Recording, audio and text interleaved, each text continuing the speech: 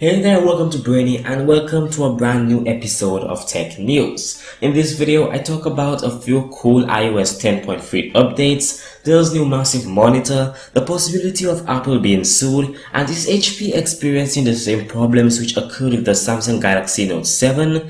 So stay tuned and let's get into it.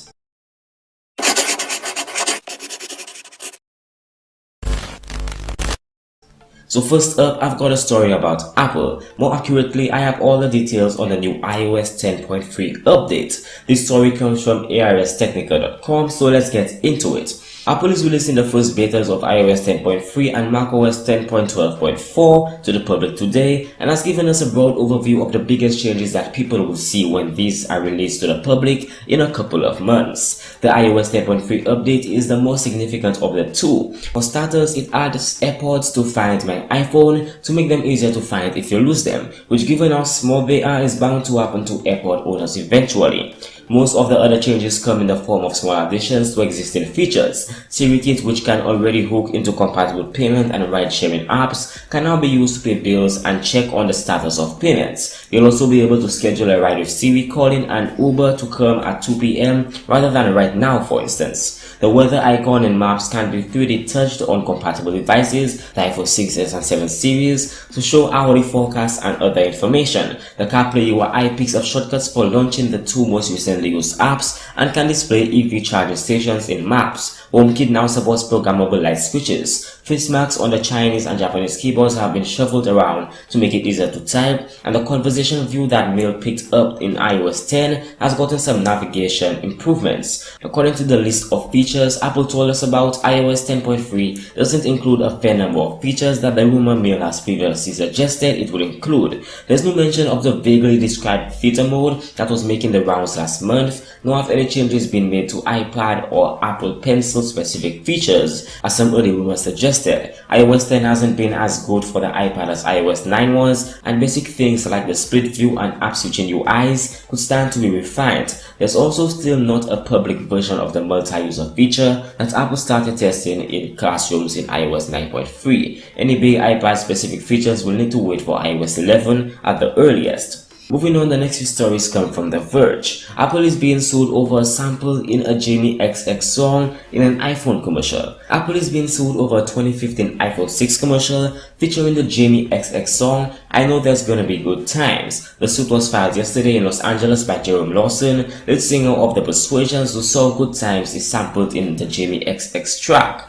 However, Lawson is not claiming copyright infringement because Universal has already claimed the sample. Instead, he says the use of his voice in the commercial violates his right of publicity. The lawsuit maintains that because Lawson's voice is prominent and recognizable in the commercial, it deceives fans into falsely believing that Lawson endorsed Apple and the iPhone, or that Lawson consented to the use of his voice to advertise Apple's products. California's right of publicity law protects the person's name, voice, likeness, photograph, and signature from use for purposes of advertising or selling or soliciting purchases of products, merchandise, goods, or services without this person's prior consent. The lawsuit also claims that the use of Good Times in the Apple commercial was a breach of agreements with the Screen Actors Guild (SAG) and American Federation of Television and Radio Artists (AFTRA). The suit claims that 6 months after the commercial began airing, Lawson was contacted by Apple's ad agency Media Arts Lab. According to Lawson, a business affairs person for Media Arts Lab admitted a mistake was made by not obtaining his permission to use the song. Lawson says he was then offered the minimum compensation required under SAG rules, which state that any use of a song in a commercial must include separate bargaining with singers. So this is quite interesting. Apple is being sued, but I don't think that this lawsuit can go very far. I mean, we are talking about Apple here. It's one of the biggest companies in the world. They have a lot to stand for, and I don't think they're gonna go down that easily.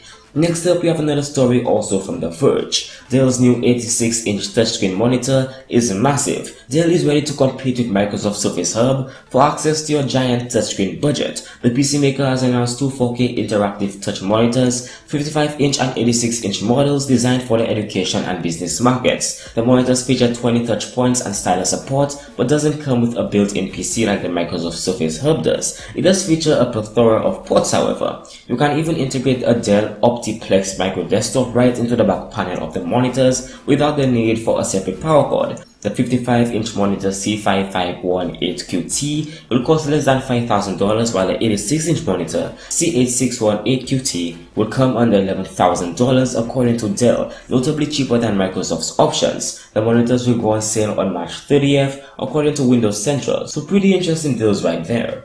And finally, the last story also comes from The Verge, so let's get into it. HP recalls 101,000 laptop batteries over fire concerns. HP is recalling around 101,000 lithium-ion batteries used in the company's range of laptops. The recall is an expansion of the 41,000 recalls back in June, and the Consumer Product Safety Commission claims affected batteries could overheat, posing fire and burn hazards. Affected laptops include the HP ProBook, HP Envy, Compact Presario, and HP Pavilion notebooks sold between March 2013 and October 2016. The CPSC recommends that consumers remove the batteries from affected devices and contact HP for a free replacement. Laptops can still be used by plugging them into AC adapters until a replacement battery arrives. HP has set up a battery recall site, and it's worth double checking your laptop isn't affected even if it was cleared as part of the previous recall in June. Overheating reports seem to be limited compared to the numerous incidents of Samsung's Galaxy Note 7 exploding and causing damage last year. A HP spokesperson revealed to CNET that less than 1% of laptops sold during the time frame were affected. HP says it has received one additional report of a battery overheating, causing $1,000 of property damage.